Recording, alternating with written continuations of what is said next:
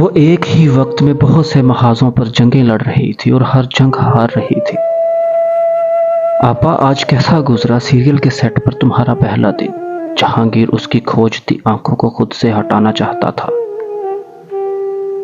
میں سو کے اٹھ جاؤں پھر بتاؤں گی، اس نے اندرونی کمرے کی طرف قدم بڑھاتے ہوئے کہا۔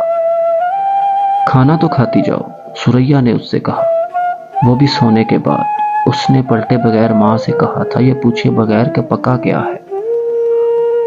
دال، کدو، گوبھی، چاول۔ وہ مینیو کی فہرست اور ترتیب سے واقف تھی، اور اسے یہ بھی پتا تھا کہ جب تک کرایہ ادا نہیں ہو جاتا مینیو میں گوشت کی انٹری نہیں ہو سکتی، اور وہ گوشت کی شوقین بھی نہیں تھی۔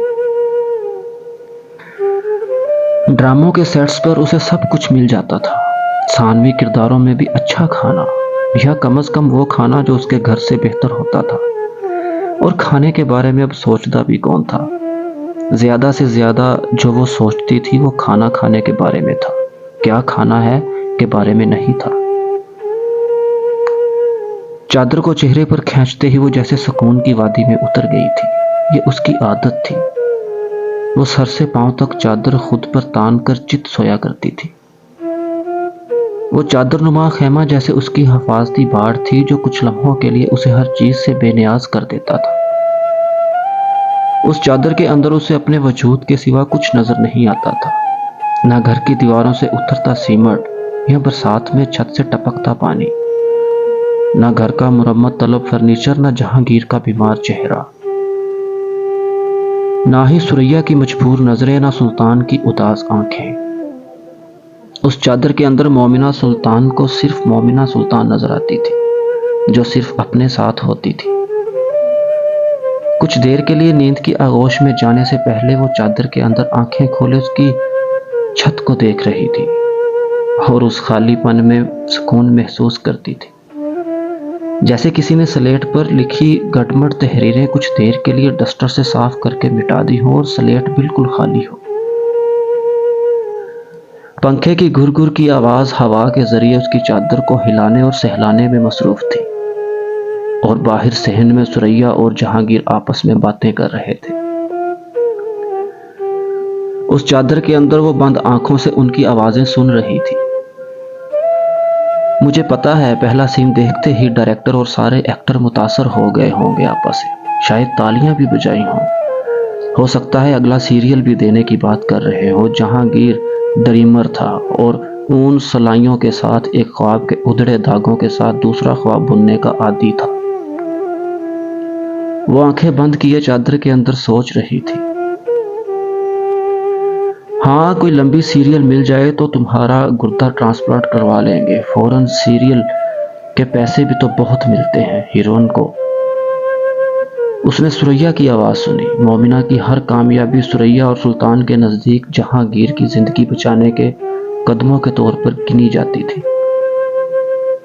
اب مومنہ یہ کرے گی تو جہانگیر کو یہ مل سکتا ہے، یہ کرے گی تو جہانگیر کے ساتھ یہ ہو جائے گا، یہ ہوگا تو وہ سانپ سیڑھی کا بورڈ کسی سانپ کے زہر کا شکار ہوئے بغیر اپنے بھائی کے ساتھ پار کر جائے گی۔ اس نے آنکھیں کھول دیں، اور پہلا احساس جو اسے ہوا تھا وہ سر میں دھمک کا تھا۔ یہ رات کا ہینگ اوور تھا، آفٹر پارٹی ایفیکٹس۔ وہ کچھ دیر اسی طرح اپنے بیڈ پر ٹانگیں پسارے چت لیٹا رہا، آنکھیں کھولتا بند کرتا رہا۔ اس کے کانوں میں رات کی پارٹی کے ڈی جے کا بجایا ہوا میوزک اب بھی گونج رہا تھا، ڈرم کی بلند بیٹ۔ اس نے سر کو بے اختیار جھٹکا، یوں جیسے شور کو بھی سر سے جھٹک دینا چاہتا تھا۔ پھر وہ اٹھ کر بیٹھ گیا۔ اس کے گلاس پینٹ ہاؤس کی دیواروں اور کھڑکیوں سے اس وقت روشنی چھن چھن کر آ رہی تھی۔ وال کلاک 10 بجا رہا تھا اور وہ روٹین میں اس کے جاگنے کا وقت تھا۔ چاہے وہ ساری رات ہی کوئی پارٹی اٹینڈ کر کے آتا، لیکن 10 بجے اس کا باڈی کلاک اسے کسی الارم کی طرح جگا دیتا۔ بستر پر اٹھ کر بیٹھا وہ چند لمحے پینٹ ہاؤس کے شیشے کی دیواروں سے نظر آتا منظر دیکھتا رہا۔ 30 منزلہ عمارت کی اس آخری منزل پر موجود پینٹ ہاؤس میں صبح آنکھ کھلنے کے بعد وہ اسی طرح ہر روز بستر پر بیٹھا رہتا تھا۔ وہ اس وقت انجانے میں زندگی کے بے معنویت کو محسوس کرنے کے چند لمحے تھے جو ہر روز قلب مومن کی زندگی میں اسی وقت آتے تھے۔ ساری رات پارٹیز میں وقت گزارنے کے بعد صبح ہینگ اوور کی کیفیت میں آنکھ کھلنے کے بعد بستر پر بیٹھ کر پینٹ ہاؤس کی گلاس وال سے نظر آنے والے سمندر اور اس کے اوپر اڑتے پرندوں کو دیکھنا، وہ منظر اس کے پینٹ ہاؤس سے بہت دور تھا اور وہاں بیٹھے سمندر کی آواز نہیں سن سکتا تھا۔ اس کے باوجود اس نے اندر اس منظر کو دیکھتے ہوئے سمندر کی موجوں اور لہروں کی حرکت کے ساتھ وہ شور بھی سنائی دیتا تھا جو اس وقت سمندر میں ہوتا تھا۔ بستر سے اتر کر وہ لڑکھڑایا تھا۔ یہ لڑکھڑاہٹ بھی روٹین کی تھی۔ وہ 2-3 قدموں کے بعد سنبھل جاتا، آج بھی سنبھل گیا تھا۔ واش روم میں بیسن پر سر جھکائے وہ اپنے چہرے اور آنکھوں پر پانی کے چھینٹے مارتا ہی چلا گیا، یوں جیسے اندر سر میں سنائی دینے والی دھمک کو روکنا چاہتا ہو یا دھو دینا چاہتا ہو۔ پھر اس نے سیدھا کھڑا ہو کر آئینے میں اپنا چہرہ دیکھا۔ سرخ آنکھیں، ہلکی بڑی ہوئی شیو، بکھرے بال اور بھیگا ہوا چہرہ، اور اس چہرے سے نیچے گردن اور سینے تک آتی پانی کی باریک لہریں۔ رات کی تھکاوٹ بھی آئینے میں نظر آنے والے مرد کی وجاہت کو دھندلانے میں ناکام نظر آ رہی تھی۔ اس کے تیکھے نین نقش اس کے عرب یا ترکش ہونے کی چغلی کھا رہے تھے، یا کم از کم اس کے جینز میں اس انیسیسٹری کی موجودگی کا برملا اظہار کر رہے تھے۔ آئینے میں اپنے آپ کو دیکھتے ہوئے وہ جیسے وہاں لکھا اپنے پورے دن اور اگلی رات کا شیڈول پڑھ رہا تھا۔ اس کی مصروفیات کی ایک لمبی قطار تھی اور وہ ذہنی طور پر اس وقت ان میں الجھنا نہیں چاہتا تھا۔ نائٹ سوٹ کی شرٹ پہنتا وہ باہر لاؤنج میں آ گیا تھا، جہاں دیوار پر اہدنا صراط المستقیم کی وہی بڑے سائز کی پینٹنگ دیوار پر لگی ہوئی تھی، اسی دیوار پر جس کے ساتھ وہ صوفہ پڑا جس پر بیٹھا وہ اس وقت ٹی وی آن کیے چینل سرفنگ میں مصروف تھا، کسی میکان کی انداز میں۔ بی بی سی سے فیشن چینلز اور وہاں سے سپورٹس، پھر دوبارہ بی بی سی یا سی این این، اس کی روز کی چینل روٹین بھی ایک جیسی ہی تھی۔ ملازم اس کے باہر نکلنے اور بیٹھنے کے دوران اس کے لیے کافی کا ایک مگ رکھ گیا تھا۔ سامنے ایک نیوز چینل پر اچانک رات کے ایوارڈ شو کی جھلکیاں دکھائی جانے لگی تھی۔ اس نے تھوڑی آواز بلند کر دی۔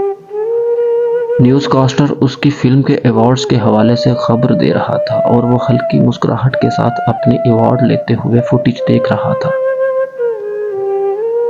تبھی اس کا صوفے پر پڑا سیل فون بجنے لگا۔ اس نے فون کی اسکرین پر چمکتا شیلی کا نام دیکھا اور پھر ایل سی ڈی کی آواز ہلکی کرتے ہوئے فون کال ریسیو کی۔ وہ اس کی فلم کی پہلی ہیروئن تھی۔ ہیلو جان، بے حد میٹھی اور بے حد فیملیئر آواز میں اس نے اسی انداز سے مخاطب کیا تھا جس انداز سے وہ انڈسٹری کے ہر ہیرو اور ڈائریکٹر کو مخاطب کرتی تھی۔ ہیلو شیلی، اس نے جواباً اسی کیجول ٹون میں اس سے مخاطب کیا جس میں ہمیشہ کیا کرتا تھا۔ اوہ کیا بتاؤں تمہارے بارے میں، تم نے تو تباہی مچا دی رات کو ایوارڈز میں۔ وہ اب اسے مکھن لگانے کی مہم شروع کر چکی تھی۔ ہم لوگ تو آڈینس میں بیٹھے بس پہلے سٹنٹ تھے اور پھر تالیاں بجانے لگے تو بس بجاتے ہی گئے۔ میں نے تو کھڑے ہو کر تمہارے لیے کلیپنگ کی اور چیئر بھی کیا، تم نے دیکھا کیا؟ اس نے مومن سے پوچھا۔ اس کی بات سننے کے دوران کافی پیتے ہوئے ریموٹ لیے چینل سرفنگ میں مصروف ہو چکا تھا، کیونکہ وہ جانتا تھا شیلی اب لمبی بات کرے گی۔ نہیں، کب؟ وہ چونکا۔ اوہ گاڈ، یو مسڈ اٹ۔ وہ بے اختیار مایوس ہوئی۔ اگر ان لوگوں نے ایڈٹ نہ کیا نا تو ٹی وی پر جب ایوارڈ شو چلے گا تو چلائیں گے۔ تمہیں چیئر کرتے میری فوٹیج تم دیکھنا۔ تم نے تو کیسی جرات دکھائی کہ ان کے منہ پر ہی انہیں چیٹر بول دیا۔ آج دیکھو ذرا نیوز پیپرز میں ایوارڈ سے زیادہ تمہاری اسپیچ کی کوریج ہے۔ وہ قلب مومن کی جتنی تعریفیں کر سکتی تھی اس وقت کر رہی تھی، کیونکہ بدقسمتی سے پچھلی رات ایوارڈز کی آفٹر پارٹی میں وہ کوشش کے باوجود قلب مومن سے مل کر یہ سب نہیں کہہ پائی تھی، کیونکہ اس ایوارڈ شو اور برانڈ جو اس ایوارڈ کو سپانسر کر رہا تھا وہ مسلسل قلب مومن سے چپکے ہوئے اسے وضاحتیں دے کر اس کی خفگی ختم کرنے کی کوشش کر رہے تھے۔ اور شیلی اتنی بیوقوف نہیں تھی کہ اس برانڈ کے سامنے وہ قلب مومن کو اس دلیری پر وہاں کھڑے داد دیتی۔ میں نے ابھی نیوز پیپر نہیں دیکھے، ابھی دیکھتا ہوں، اس نے شیلی سے مختصراً کہا۔ ارے وہ تم نے ڈسک کا کور دیکھا؟ شیلی کو اچانک یاد آیا۔ مومن نے سامنے پڑے ہوئے اس میگزین ڈسک پر ایک نظر دوڑائی اور کہا، ہاں دیکھا ہے۔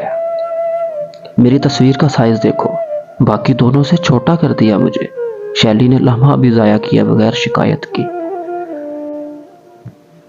مومن نے کچھ سمجھے بغیر میگزین اٹھا لیا اور اس کے کور کو دیکھنے لگا، جس پر اس کے ساتھ اس کی پچھلی 3 فلموں کی ہیروئنز کی بے حد مختصر ملبوسات میں تصاویر تھی، اور اوپر ایک ہیڈنگ میں دی کوئین میکر لکھا ہوا تھا۔ مومن نے ایک نظر کور پر ڈال کر میگزین کو دوبارہ ٹیبل پر پھینکتے ہوئے کہا، ہاں 1/2 انچ ہی چھوٹی ہوگی اگر ہوئی بھی تو دوسری طرف اس کے جملے پر شیلی جیسے چلا اٹھی تھی، 1/2 انچ بھی کیوں چھوٹی ہوئی میری پکچر؟ کس کی فلم ہٹ ہوئی ہے اس سال؟ میری۔ اور تصویر کس کی چھوٹی دے رہے ہیں؟ وہ بھی میری۔ مومن نے اسے تسلی دینے کی کوشش کرتے ہوئے کہا، تم پرواہ مت کرو۔ کیسے پرواہ نہ کروں؟ مجھے کیا پتہ نہیں کہ ڈسک کے ایڈیٹر کی نیت کیا ہے اور کس طرح وہ لینا کو پروموٹ کر رہے ہیں؟ شیلی نے اس کور میں موجود ایک دوسری ہیروئن کا نام لیتے ہوئے کہا۔ مومن اب بیزار ہونے لگا تھا۔ وہ صبح سویرے تصویروں کی سائزنگ میں سر کھپانا نہیں چاہتا تھا۔ شیلی، اس وقت میرے سر میں شدید درد ہو رہا ہے اور تمہاری آدھی باتیں تو میرے سر کے اوپر سے گزر رہی ہیں، اس نے بے حد صاف گوئی میں شیلی سے کہا۔ شیلی نے بغیر برا منائے فوراً ہی اپنی ٹون بدل لی۔ جان، مجھے بتایا کیوں نہیں؟ میں اپنی باتیں لے کر بیٹھ گئی۔ سوری جان، میں ابھی آتی ہوں۔